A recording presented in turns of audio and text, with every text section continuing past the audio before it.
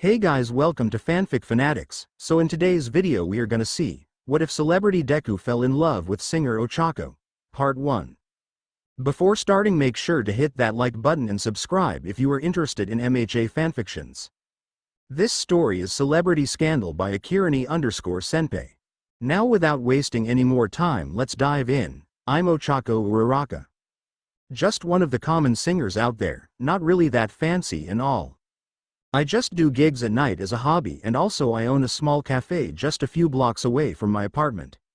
I have dreams in my life, but one particular is about someone. It's been years and I've been thinking about it, you know? I mean, I have other goals to reach, like become a rich businesswoman. Or make an album. Heck, I can become famous if I wanted to.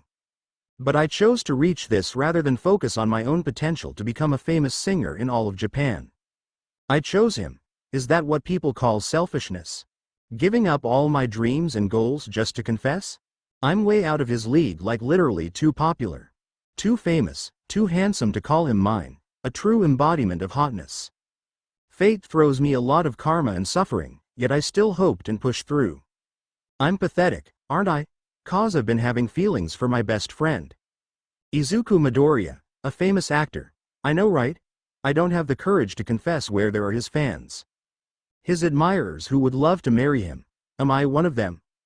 I mean, I do support him, but he's different to look at the camera as he acts instead of the actual him, in real goofiness and muttering as he overthinks. Whether he's an actor or not, I love him so damn much. Anyways, to make this blabbering short, let me tell you how my life became scandalous and chaotic. If you're wondering, did I regret it? Yes. Was it worth the risk? Definitely. Hello, my fellow classmates in Plus Ultra Academia. Welcome to our first reunion after 20 years of development and determination of hard work. We struggled the past years. A woman with black hair wearing a red gown made a speech. The infamous Dr. Yayorozu Momo Todoroki held her red wine in a glass while everyone listened to her. Please, let us enjoy our lives with our distant friends. And they did. Tokiyami and Asui are together as wife and husband for over 6 years, while Kaminari with his wife, Juru, having their best life ever after rebuilding their own music company. Mina and Kirishima are a power duo that dominated the media all over Japan. Even the famous Momo and Shoto got married last year, which shocked everyone when they were given invitation letters to their wedding at that time. It was really nice to see all of them with satisfied jobs, starting their own families, confessing their loved ones, and living their life to the fullest. Everyone did except her. Ocha-san. Mina Ishido, an incredible journalist, shouted as she waved at her with glee. Oh, hey Mina-san. Ochako replied, waving back with a smile. Gosh, it's been a while since I've contacted you. Look at you, so pretty and looking hot tonight. Mina teased as she elbowed softly to her. It's a reunion. We wear formal clothing. Ochako replied softly, smiling almost like she's forced herself to do that. Never knew that out of the 6 of us, you still don't have a love life, Ochako-chan. Then all the girls appeared swarming her around. Tsuyu Asui, a famous veterinarian, showed up along with Momo and Hagakure with her green dress and looked at her smiling. I mean, seriously, get a husband already or steal you know who. Girls, I told you before we got together in our group chat that we aren't talking about this. Ochako puts her hands on her cheeks, feeling warmth as her face looked like a tomato while her so-called friends giggled. Come on, it's been 20 years. All the girls know you have a thing for Deku since we are in first year high school. Momo said as she began to grip her shoulders. It's getting sick seeing you single. All of us were still assuming and hoping one of you two makes the move. Kyoka Juru replied, a woman who owns a music company and is already married to her dumb yet unavoidable lover Kaminari, crossing her arms and smirking. Listen guys.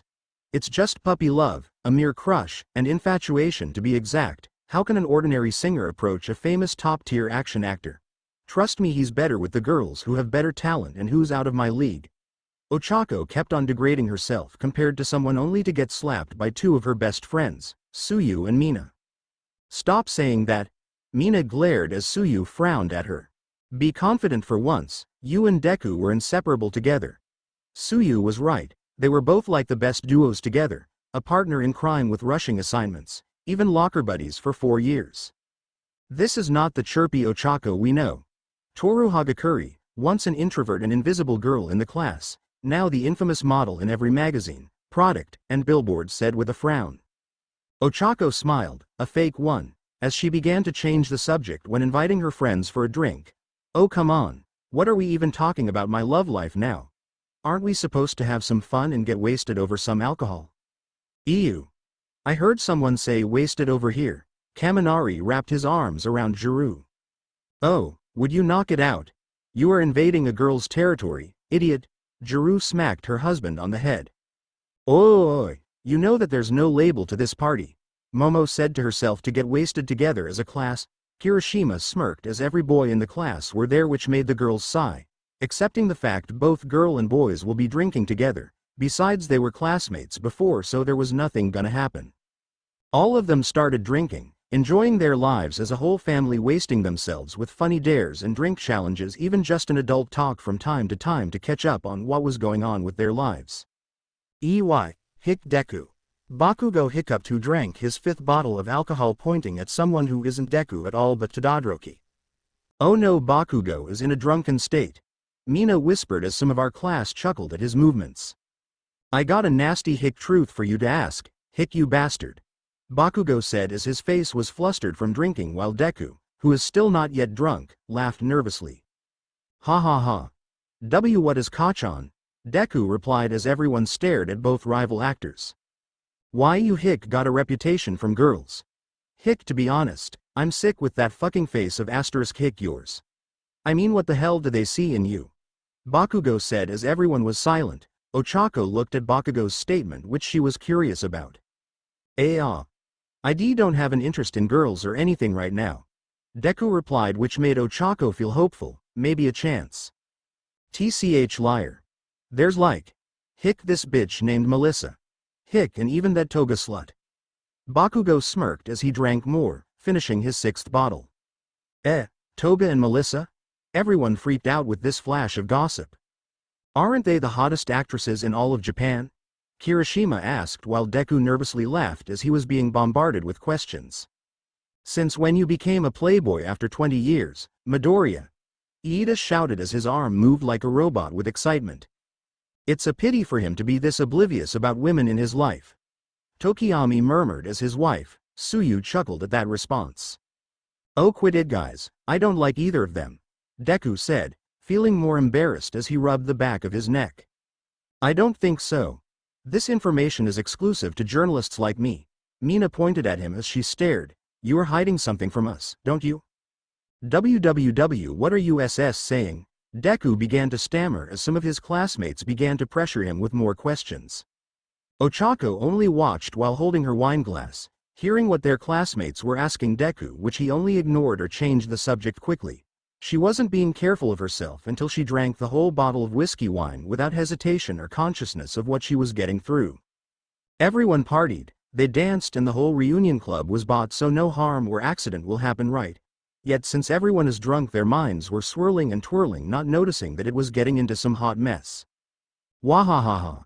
Ochako looks so cute, Mina teased as she pokes her cheek, seeing Uraraka about to puke and her face being flustered. I look ugly. A mess. Nothing but nobody. HMPH. And there she goes, puking on the floor as the drunken girls laughed and giggled. Oh, stop with the whining. It ain't about the appearance. Momo, who was yelling when drunk, smacked Mina out of nowhere as they kept on lecturing Ochako to confess. Ribbit. I think I'm a frog. Suyu started to act like a frog. I'm going to be naked cause no one's going to see this hot body, Hagakure asked herself when she started to take off her clothes. Luckily her boyfriend Ojiro was there to stop her. Shish, why don't we ask your charming Deku? Mina said as she dragged her drunk friend to another drunk boy. Oi Midoriya, you like my friend? Quote. PFF'd. What kind of question is that? Midoriya replied as he laughed. Like his idol, All Might. Oh come on, you see Uraraka has a crush. No, she falls head over heels for you. I mean seriously, just be together already. Mina pushed the drunk and sleepy Ochako at Deku, who caught her. Everyone was looking at them and still not sober enough to remember this moment for both best friends. PFF'd. Stop blabbering, she and I are only best friends, Mina. Midoriya yelled as he began to feel sleepy. making him almost pass out while feeling the warmth and scent of Uraraka to him. Oh, look at the couple get a room. Kirishima, who is also drunk after drinking dozen of booze, goes beside his wife to join in the teasing. Just after hours of partying and drinking, half of them are asleep and fainted from consuming so much alcohol. Luckily Tokiyami, Kirishima, Ojiro, and Iida, even the sober Bakugo, has come to his senses and begun to help out to handle the drunken situation of their fellow classmates. Some had private security hired to assist them back to their homes, so the only people left was Deku and Ochako. Oi Deku, wake up. Bakugo kept on smacking the poor Midoriya only to see him moving, hugging tightly at Ochako. Party is over, asshat. Quote. Deku-kun, please let Ochako go. I'll bring her home safely. Iida was interrupted by a laugh from none other than Ochako, who was still drunk. Don't worry about me, she said while releasing some hiccups. I'll take care of my best friend here. See, can you help me carry though? Quote. Are you sure you can handle Deku, Uraraka-san? Iida looked at her with worry only to see her drunken state nod without hesitation. Out of all Class 1A, she's still drunk in her state, only drinking 1 bottle of whiskey wine. Round face will regret her decision once she begins to sober. Bakugo looked away, seeing Ochako caressing Deku's hair as if she owned him. Both Iida and Bakugo helped her out as the 4 of them were inside the car. Iida drove the car for him to get Deku home because that's the only place Iida knows and Ochako won't spill where she is in her drunken state. Listen to us, Uraraka-san. Once Bakugo brought Deku home, you will come home with me and sleep in my house for now, Iida said while driving, but Uraraka protested back. Shish, he's sleeping. She made him shut up for real. Both men saw how she cared Deku so much, too obvious she loves him. Too much.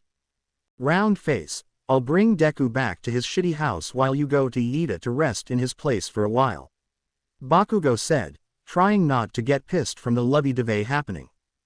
Don't wanna, Ochako said as she hugged him tightly, pouting and nuzzling him. Uraraka-san, trust us for once. We don't want anything to happen between the two of you after the party, Iida said, only to look at the mirror seeing Uraraka crying with a smile. Please. Let me have him for a while. Alone. She begged, almost like she's gonna be sober soon. Both Bakugo and Iida sighed as they finally get to the destination. Letting Uraraka handle the situation is risky and dumb, but they knew. Everyone knows how Ochako loves him so much and Deku over there is so oblivious to even know about it.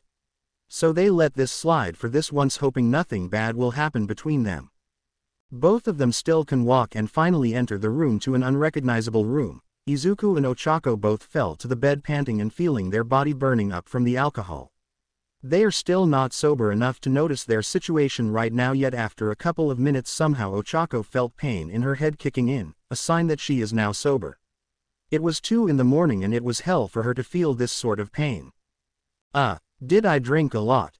She asked herself and stood up to go to the bathroom. She washed her face while looking at the mirror. She remembers everything that happened, from dancing with her friends to puking, even the stupid stunt that Mina did to ask Deku about her falling in love with him. PFF'd, stop blabbering, she and I are only best friends, Mina. Quote. That's what he said, he doesn't have any feelings for her.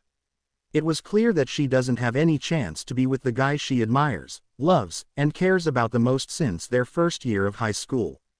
The love at first sight as their eyes met, but sadly it was a one-sided love. Then all of a sudden Midoriya hugs her from behind tightly as his chin is resting on her shoulder. She was blushing hard and the thought of lewd things came up, making her panic, but out of the blue he started kissing her. The love of her high school life, Deku kissing her right in front of her, deeply pushing her out of the bathroom. She tried to push him away but he was too strong. Submitting will only make things worse for both her and the best friend she loves so much. The kisses and his instincts of carrying her, wrapping her legs around his waist and putting her gently to the bed. He is on the top while Ochako pants heavily on the bottom. She saw the drunken state of Midoriya being hot and sexy at the same time. His illuminating face from the bathroom lights showed a different aura around him. She just can't help but make him kiss again, but softly this time. The taste of beer, vodka, and more alcohol she wasn't that familiar with. It's very toxic and addictive. Then pulled away looking at him. Deku, she stammered as her eyes stared at his lustful eyes. She wanted him so badly. Do you trust me? Midoriya whispered, making her widen her eyes. She questions herself if he's sober or drunk to remember this, but does it matter? Yes. Ochako without hesitation made the move to kiss him again, and he responded back at her. It was very rough and demanding, and she fucking loved it. With the waiting game she's been playing, will it be worth it to do this with him? She doesn't even know if he loves her back, and she just gave him consent to do the deed. Tears come out in her eyes with every hickey Deku gave on her neck down to her exposed chest he just ripped off. It was an intense and pleasurable feeling for both people in the room. Ochako enjoyed it, the feeling of him being gentle and rough, even though there was only lust in his dark neo-green eyes. At least she forgets the guilt and pain for a while. Just to be with him only. Uraraka woke up and noticed she wasn't in her room. She began to stand up straight, feeling someone beside her. Looking at her right side, it was Izuku, and both of them were naked in bed. Ochako then covered her mouth so that she wouldn't make a sound. She looked around to find her clothes only to see her bra ripped off and some of her dress still intact. She began to move slowly not to wake up the green-haired actor on the bed, then took a quick bath on the run away as fast as she could. I'm such an idiot. How can I let this situation get out of hand? She murmured while putting on her ragged dress, trying not to cry. Why did you do this to yourself, Ochako? Quote. She was ready to go, opening the door to get the hell out of where she is right now. She looked back, seeing the sun rising so high up. It's 9 in the morning. Looking at the peaceful Deku in his boxers from far away still sleeping, she makes sure that nothing happened last night as she begins to tear up, blurring the vision in front of her. Even though she regretted what happened, it was a relief that he was the one who took her innocence away. Sorry, Deku. I'll fix this on my own for you. Ochako whispered and finally left the apartment building which belongs to the famous actor, Izuku. Deku, Midoriya. Here is your espresso shot and cinnamon bun. Ochako said as she served the meal to the customer. Enjoy the meal. Quote. Ochako saved up money to have her own small cafe business a few miles away from her home. She still makes her own songs in her free time. In daytime she has her business cafe open, while at night she goes out to perform some small gigs in a club. Good morning. Welcome to Mochiko's cafe. What would you like to have? She goes to the counter, hearing the bell from the entrance, widening her eyes to see that person in front of her. Can I have a latte? It was Iida, waving at her, wearing his business suit as always. She prepared the latte pretty quickly and served to him. On the house, Iida-kun. Quote. Oh, but I wanna pay. He was about to pull out some cash from his wallet, but she held his hand, smiling more. As the least I could do, she replied as he sighed, putting his wallet back in his pocket. I was so glad to find you. You didn't message me when you got home safely that time, he said with worry in his eyes. It's been a week since they had their reunion, and she knows what happened between her and Deku. Sorry, I never got the chance to get your phone number and all. I don't even know if your number is still the same, you know. It was a white lie this time, a good excuse, but she really doesn't know his number or even from her other fellow classmates. I'll get all our friends' phone numbers and send it to you, okay?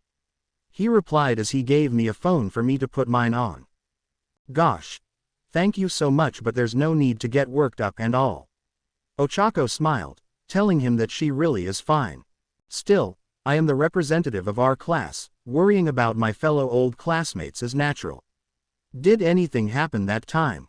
Iida asked as she mentally stopped thinking for a minute, but luckily she turned around while holding the tray. Don't worry, when I got there I was already sober. I took care of him and put him to bed, then I took a bit of a nap on the couch since it's very late, you know. She explained, almost making herself puke to make up this lie in front of her trusted friend. That's good to know, Iida murmured as she left him to enjoy his latte alone. She's been quiet and diligently wash all the cups and plates that are used, not noticing she got cut nearly on her wrist. Ochako lets out a wincing pain, making a ruckus as she rushes to the back room, making Iida notice the strange behavior she is giving. I need to be more careful, she said to herself, wrapping a bandage on her palm hand down to her wrist. Are you okay, Uraraka-san? Iida goes to the counter, showing once again his worried face. I'm fine, don't worry, I got careless, she replied, continuing to wrap up her injury. Uraraka-san, if you need help. Iida's concern for her grows, and she smiles at him. I'm not bleeding to death or anything, she said to assure him, but he let out a sigh.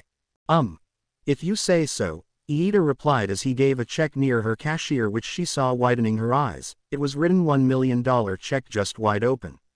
Enough to make her buy her dream studio to record her music. Iida, I can't. She was about to speak only to be interrupted. I am not taking no for an answer. Please accept my gratitude instead of ignoring, cause I know you needed this. Iida smiled as he put $100 in the donation box. Keep the change, okay? He is one of the richest and largest engine companies located just near Todoroki Airport. He left her all alone. He was the last customer in the cafe and she couldn't take the pressure of seeing another person she knows, so closing it early this time is a good choice. Thank you so much for accompanying me. Tokiyami has been very busy with his work night shifts. He doesn't allow me to go home alone as well, Tsuyu said as she removed her white coat while Ochako sat on the chair. No worries, she replied as she smiled at her. I haven't gotten so many gigs to apply tonight and mostly they take famous singers to do the job. Quote, I say you have better talent other than the people they hire there, Tsuyu said as she gave a determined look. PFF'd. That doesn't work at all, besides it's about popularity, not skills and talent. Ochako's smile began to fade, reminded again of the accident last week. Getting popular is very easy, you know, Tsuyu said as both of them started walking out of her office. Ochako-chan, when I say you are more talented, I meant it. Quote, thank you Tsuyu-san. She couldn't smile this time as they finally left the hospital building. Tokiyami is supposed to be here by now. I guess the hectic schedule he has is getting tighter. Tsuyu sighed heavily with worry in her eyes. I guess getting married to a professional assassin soldier is worrisome. He will be fine, okay. Ochako comforted her best friend as she saw only a sad smile. I'm fine, but what about you? Tsuyu looked at her, seeing Uraraka widening her eyes, not expecting a backfired question as well. I'm fine Tsuyu-san. She forced a smile, yet Tsuyu knows it. She isn't falling for that smile again. Ochako-chan, you had the chance in the reunion to ask Deku-kun. Confessing to him at the party even though everyone wasn't thinking straight. Tsuyu frowned, looking down as she gripped on her bag. He doesn't like me. He will never. She stared at her best friend, then she felt the grip of her hands on her arms. Everyone knew. All of us saw that obvious look in your eyes that you wanted him so badly. Even Bakugo stopped making a move on you before, and Tsuyu was getting desperate to see the happy ending of Ochako, only to see her smack her hands away from her. We will not talk about the past. That was in high school. We are responsible adults now and this childish play of crush is over, Tsuyu. Ochako snapped as she saw Tsuyu trembling and then pulling away. I know that you guys know, but his feelings for me will only be best friends. Quote, if you two are best friends, what's with the awkward atmosphere these past few days?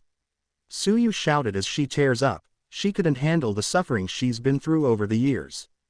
Tsuyu-san, she just watched her beg.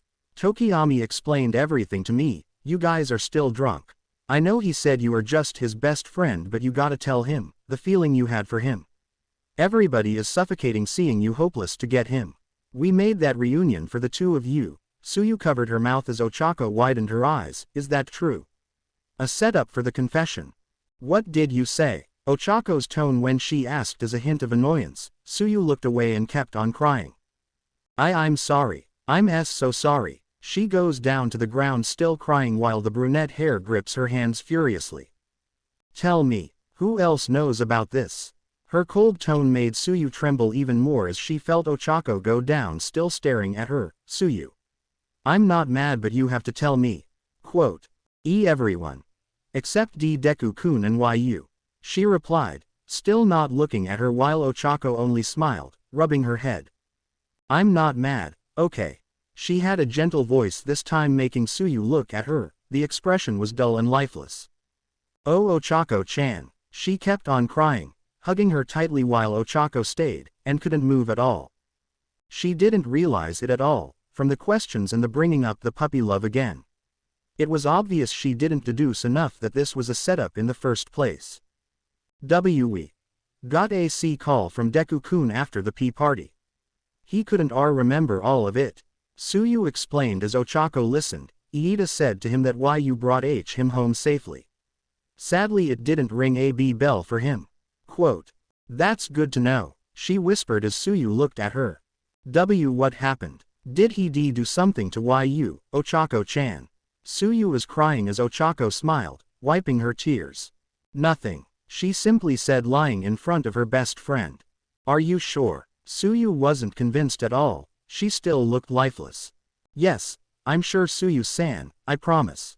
Suyu stared at her, she told her best friend that when she promised it was true. Okay, but I'm telling you gotta tell him. Suyu said as both of them stand up going to the nearest bus stop to sit. I'll be by your side, Ochako-chan. Quote. Ochako forced a fake smile. She knows she can't break any promises in front of her best friends, but this time weight is getting heavier than before. Tokiyami finally arrived after 10 minutes. Suyu offered a ride for Ochako to get her home and she didn't decline. The couple wanted to treat Ochako like before since she always gave them drinks every time PE class came. Ochako is like the warmth of the sun in the class and the friendliest person in the world for them. So any meal you want to try? Tokiyami asked the girls as they both giggled. I would love some milk tea, right now. Suyu said as looked like a child bouncing up and down. I have been craving some katsudon, she said as she began to drool and heard her stomach rumbling. Then the bento meal we are getting, Suyu exclaimed as they got into a store full of packed up bento ready. Ochako didn't have breakfast or even lunch, so she is really craving some good katsudon meal. She looked through the aisle for the pork cutlet labeled. She took like 2 to 4 packs of it without hesitation as she goes to the counter, seeing Tokiyami and Suyu had ramen instead. Whoa, that's a lot of katsudon bento meals, Ochako. Tokiyami was surprised as his sweat dropped. Oh, don't worry, I'll pay them all instead of you guys. She replied, putting the bento on the counter to reach her wallet out, but she was stopped. No, I'll pay for them, Suyu said as she looked at her with determination. A payment from me is a way to say sorry a while ago. Quote. Suyu-san, I wasn't even mad that time, she protested as she kept pulling out her wallet. Ochako, it's my treat tonight, and besides I wanna thank you for keeping my wife safe too. Tokiyami made a reason which made Suyu smile as the couple stared back at the hungry Mochiko side. Okay then. She finally gave up as the three paid for the food. It was expensive. The three ate near the parking lot just beside Tokiyami's car. They sat and enjoyed the meal happily. For Ochako, she really devoured 2 out of 4 bento boxes. The couple found weird her behavior since she is more into sweet food and some sweet sauce for the food she is eating right now. Do you want some sweet oyster sauce for that, Ochako-chan? Suyu asked as she responded with a no. It's actually good without the sauce, she replied while still eating the third bento. You were really hungry, huh? Tokiyami said as he quietly sipped and ate the noodle soup of the ramen. I didn't eat breakfast and lunch, so I'm glad I got the chance to eat dinner, and she got smacked by her best friend glaring deeply. Take care of yourself, Ochako-chan, or else I'll be the one who will take care of you right now. A scary tone was heard that both Uraraka and Tokiyami gulped in fear. Don't worry, I won't miss another meal, I promise, Ochako nervously said as she apologized. Better. Are you ready to go? Suyu asked as she saw her finish the third bento. I guess so. But I'm still hungry. Ochako laughed as she held the last katsudon bento she was craving. She's still hungry, the couple thought as they looked at Ochako, who was still looking hungry. Well, you can finish the bento back at your house, Tokiyami replied as Suyu and he threw away all the used-up bento in the recycle bin. Tokiyami drove Ochako home and the two best friends kept on talking like a never-ending conversation still not yet done to be discussed at all. Ochako loved her best friends, specifically Suyu and Mina. Having a nice chat with her seems to be nostalgic to her, reminding the times they were still high school students before. You know, it's kind of strange you are eating a katsudon bento, Ochako-chan, Suyu said as her best friend gave her a confused look. Why do you say that? She asked as Suyu looked back at her. From what I remember in our high school days from before lunchtime, Deku loves eating katsudon, Suyu explained as Ochako noticed it as well. Yeah, now that you mentioned, Tokiyami added. Well, I guess my taste buds want some pork cutlet for dinner. Ochako laughed nervously as she knew the real reason. Is it that instinct? Are you? Suyu looked at her as Ochako mentally chanted in her mind that it wasn't what she was thinking right now. Are you in the state of reminiscing about your feelings for Deku-kun? Quote. Ochako sighed in relief as she smiled at her. I guess you could say that. Quote. Suyu cried as she hugged her best friend tightly with tears falling down her cheeks. Oh Ochako-chan. I'll help you with that struggle. I will help you in any way I can. Just tell me okay. Quote. Ochako only rubbed her back for comfort even though she was supposed to be comforted. She never noticed the behavior she is having right now. People say that your closest friends know you better than yourself, so it was pretty accurate since Suyu is her best friend. She felt nervous and Uraraka knows that Suyu will do anything to help her. Ever since they were classmates she's been there for the troubles she had before. Ochako doesn't know how she will approach and accept the scandal she did herself towards Deku at the reunion. She is too scared to know her response. This will be only between herself alone. Odd cut. The director yelled as everyone in the studio started to move. As for Deku, he was tired of hanging upside down. Being the main actor of a superhero is one of his dreams, but now it felt like he wasn't enjoying doing the job.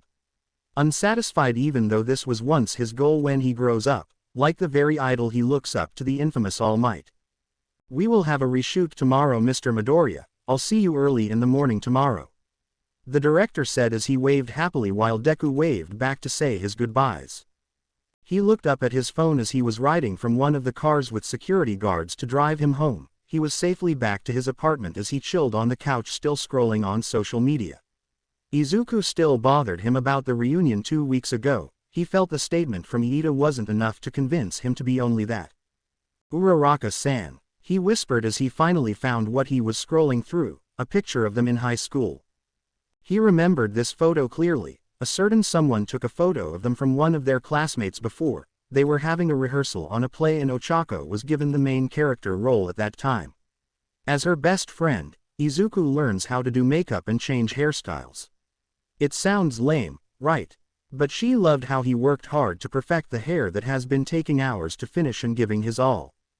Oh, my goodness, this is so cute, Ochako replied as she admired the new look Deku made. I just learned some styles from my mom since she was a stylist before. Deku explained as he shyly looked down. Hey, Deku-kun. Suyu goes in the middle of the conversation making Ochako look at her. How are you so good at this? Are you gay? Quote. What kind of question is that, Suyu-san? He said as his face reddened and felt more embarrassed, so he looked away. I'm an artist, so makeup is like watercolor painting from a canvas, that's why I know how to do makeup. And I'm not gay, okay? You should teach me with this stuff, you know. I'm not interested in doing makeup, but this is too good. Ochako's eyes sparkled, making her even more gorgeous in front of him. I'll teach you then sometimes. You can come to my place. He replied as she hugged him tightly. He tried not to ruin the dress she was wearing as well. Thank you so much, Deku. I owe you makeup as well, hee. She giggled as she pulled away from the hug as she went to the costume area with the help of Suyu. He couldn't forget that moment he had with her. It was quirky at the same time and fun times, and she is the star of the play, making him watch from far away on seeing how her charms make all the boys drool at her. He fucking hated it. Now being an actor pisses him off ever since he is now known as the successor of the one of Hollywood charts, All Might. He misses being a loner so badly, wanting to get the hell out of the miserable fame he is getting through right now. He scrolled again, finding another one of his nostalgic memories kicking once again, admiring more of what happened in this picture he's looking at right now. This one is pretty funny and embarrassing to remember, especially because he almost made Uraraka die from the mixture of the coffee he made for the summer camp lessons at that time. As always, both he and Ochako are always partners in every duo activity given to the class. Knowing that Ochako is a great barista at a young age, it was easy for her to get all the tasks done while Deku is struggling. Come on, you always partnered up with Midoriya over there. Mina pouted as she really wants to be partnered with her best friend. What about me, your hot best friend? You promised that you'll hang out with me the whole day. Ochako is very precious, too important in his point of view. Oi, we have a lot more group activities later, okay? I will pamper and help you out with what might be thrown at us. Ochako said as she comforted her crying friend, as he only felt more guilty in taking her as his partner. Are you sure about me and you as partners? he whispered to Ochako as she waved at her best friend walking away. Don't worry about it, I'll help you pass the culinary lessons in no time, she said, then gave him a thumbs up. It took 30 minutes for him to make and learn from Ochako's way of making a perfect coffee from scratch. All the ingredients were raw, so they made their own sugar to pick all those coffee beans from the garden, even the milk from the cow itself. Deku appreciated Ochako's help because it is one of the reasons why he admired her unique talent. Okay. Now we wait for 5 minutes to boil and convert your coffee beans into coffee, Ochako said as he looked at the fire. Thank you so much, I have learned a lot, Deku said as he kept on taking all the notes while he mumbled all the words. Hey, Ochako giggled as she watched him taking some notes. 5 minutes passed and finally done with the coffee he made. It looks attractive because of his perfection in doing the art. Gosh Deku-kun, the appearance itself looks sweet and smells so good, Ochako replied while Deku rubbed the back of his neck. Well, the one who taught me was amazing, Deku whispered, then he saw her giving her own. She made green tea. We exchange drinks. You drink mine then I drink yours, she said with a smile as his cheeks began to fluster all of a sudden.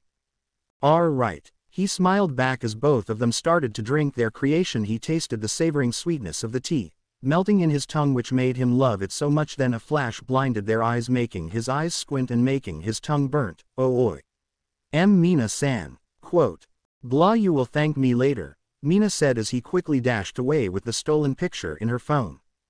Hey, delete that jeez. Deku was about to chase her, then he turned around seeing her face all white while holding the cup. Quote. I heard a scream, what happened? Oi, Ochako, are you okay?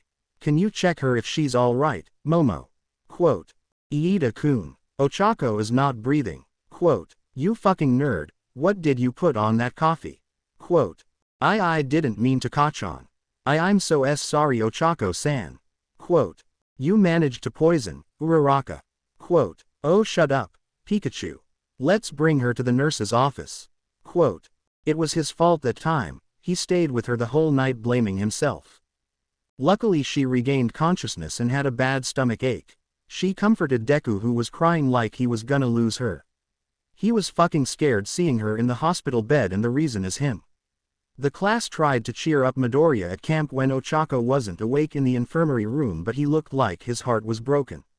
Luckily when Ochako awoke and came back to school, their classmates were relieved to see Deku smiling again. This was his last photo with her, one of the most memorable times he had in his life. Their Christmas high school party is when snow falls and drinking hot chocolates is nice, and no school after the party is over. But the event took place in a different setting. Class 1A is having a slumber party in Momo's mansion at that time.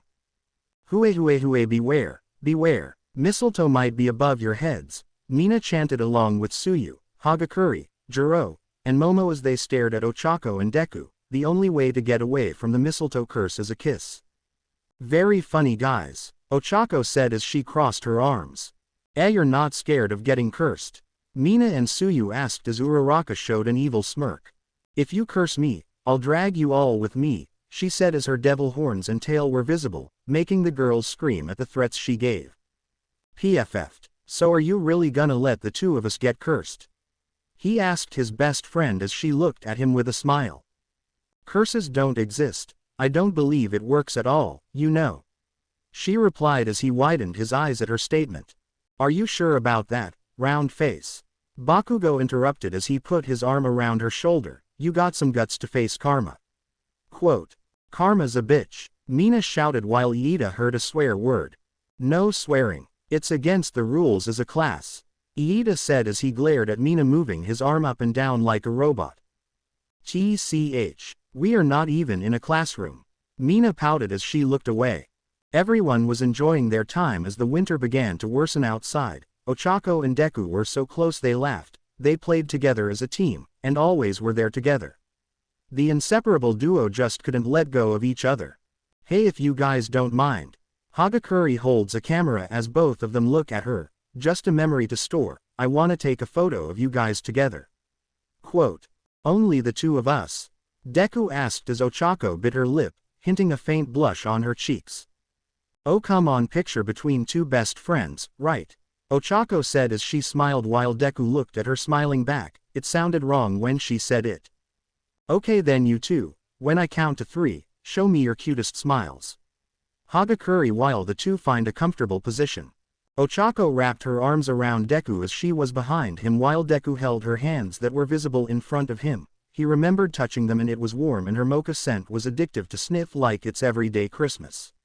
He loved the position yet he wished he was the one who was hugging her like that but he didn't mind at all. 1, 2, 3. Hagakure counted as we smiled together and the flash of the camera came quickly. Deku was zoned out remembering all those memories by looking at the pictures stored on his phone. He didn't know he got there safe and sound. Reminiscing more of the past made him drown more and get lost in reality to find that happiness again. Being with Ochako made him feel so free at that time. Having fun with her is like an endless time of no worry or even doubt to think about problems for once. You know nerd, if you keep looking at the ceiling, you gonna look stupid. Someone snapped him back to reality where Bakugo and Iida were visible in front of him laying down on the couch. Oh I'm sorry, didn't notice you guys were here. He stood up straight as the two of his guests sat down on the opposite side of him. We got some information about the crazy stalker of yours. There's no doubt that it's related to Himiko Toga. Iida explained as he sighed knowing this would end up like that. When will she stop? It's driving me crazy and I couldn't sleep at all. Deku said as he began to ruffle his hair with frustration. The only decent sleep I had was when I got drunk and I couldn't remember that time. Quote. Don't worry about it, idiot. Bakugo smacked his back and he whimpered from that impact. That's why we have Tokiyami to handle the situation and Mineta's crazy bloodline as a Yakuza is also there to give you double protection. Quote. I can't just depend on them all the time, they have families, they have their own lives to deal with. Deku said as he let out a heavy sigh rubbing his face. Midoriya. Try consulting Mr. Yagi about this, he is like your second father and maybe he has experienced this situation. Iida suggested as he saw his reaction worsen his sanity. Or just get a wife. Bakugo said as he crossed his arms. Do you fucking think that getting married would solve my stalker problem? Izuku glared at Bakugo as his hands were together, and Iida felt more uncomfortable. The atmosphere was really thick and cold like they are all in the freezer. Bakugo wasn't really affected but he got the chills in his neck knowing that it would really worsen and might end up involving that person. Well, I got a text from T. Tokiyami while driving on the way here. Iida changed the subject as the two listened. He and his wife talked after bringing Uraraka-san to the train station. Nothing much has happened or anything particular with their conversation. Quote. Give me a break, glasses. Bakugo stands up and gets furious. Mentioning round face won't fix between them or push both of them to talk about their feelings for each other. Oh wait, that fucking nerd chicken his way out of it after graduation. Quote. Bakugo. For once we have to give them another chance to reconcile, Iida said as he was only interrupted. Reconcile what? Nerd and round face will forever be awkward with each other even if we forced them to get along like before. Bakugo said as he crossed his arms. The Class 1A knew that Bakugo liked Ochako before, and she rejected him because she likes Deku more than him. Izuku was unsure about his feelings for Ochako and from what happened both of them never got to talk after Bakugo's confession until they graduated. Did they get any chance when Ochako is free? Not to force her or anything, Deku asked as he twiddled his fingers nervously while looking down. Suyu will tell you when she's available and I'm pretty sure she's totally fine being with you Midoriya. Iida said as Bakugo growled walking to the kitchen. So, are you free when? Quote. I'll check my schedule, Izuku replied as he thought about it more. Deku, as much as you can try to fix between the two of you. Iida said it straight as Deku looked at him. Rather than making her wait for another year, give your response to her feelings from you along with your honest feelings to her. Quote. I don't know Iida. Izuku said as he sweats, he is fucking scared. I know that you mentioned this to me when we were in high school about your childhood friend before, if I still remember Melissa, right? It has been 20 years since you guys don't talk to each other. I'm also your friend in our trio who took care of both of you and Uraraka-san sincerely. Iida said as he let out a sad smile. If you're going to pick Melissa, can you at least tell Uraraka you really don't like her? Quote. Deku can't help but feel confused, so confused that he's in a situation where there's only one lifeboat and there are two drowning on the water. He couldn't choose between his childhood friend or his best friend. It's been 3 months and she feels so sick that her stomach doesn't always agree with the food she eats every meal of the day. Ochako has been craving more katsudon than ever, so she might need to learn how to cook that meal on her own. She groans in pain as she quickly goes to the bathroom and pukes in the toilet. It has been going on for an hour now and it's 9 in the morning. She needed to eat. Anything can be good, but the craving she wanted to eat so badly is katsudon. Around her room was going in circles as she pants, feeling out of breath. When she tried standing up, she looked at herself in the mirror and she was getting paler than before. She quickly got out of her apartment and tried going to a doctor, and she called someone that might help her out of the situation. So she waited for 5 minutes just outside of her Ochako cafe. Ochako. She heard her name being called as she opened her eyes. It was Shoto and Momo waving in the car. He pulled the car to the side while Momo quickly got out of the car. Momo. She whimpered as she held her bag weakly as her eyes were about to close, keeping herself to wake up when she waited for them. Thank goodness. Quote. Look at you. You're so pale. Momo's worried tone is being heard as she holds Ochako's cheek. It's not warm enough. Have you been eating? Where does it hurt? You got to tell me what you're feeling right now. You called me and you respond with heavy breathing. You couldn't even tell me a phrase at all.